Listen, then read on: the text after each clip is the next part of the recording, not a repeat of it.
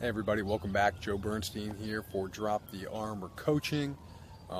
Giving you now part 3 in a 3-part series about emotional eating. Now to recap, part 1 talked about how all eating is emotional, so the concept of eliminating emotional eating is a myth, is a fallacy. Part 2, we talked about what you really want to do. What you really want to do is gain better control of how you respond and react. You want to eliminate the act of eating when powerful, negative, or overwhelming emotions happen. Now, part 3, I'm going to tell you what to do with that awareness, that deepening into your emotions. Now, once you've done your work to deepen into your emotions, you feel them, you understand them, you get to know them, you learn to sit with them, you stop trying to soothe them.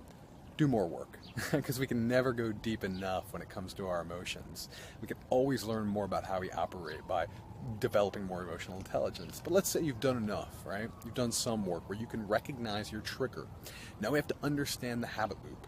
If you feel a negative, overwhelming emotion, that's your trigger, and then you eat, that's your routine, and then you feel something different, that's your reward, you have to learn to play with that habit loop. Now again, simple science of habits is there's your trigger, there's your routine, there's your reward. Science has proven that we can't really get rid of our trigger, can't really get rid of our reward, but we can replace our routine.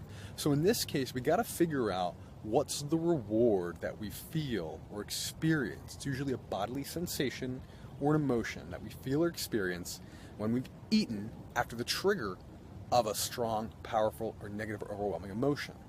Once you figure out what that reward is, let's say it brings you pleasure, brings you joy, then you got to figure out how to consciously replace that routine of eating with something else that brings you pleasure or joy.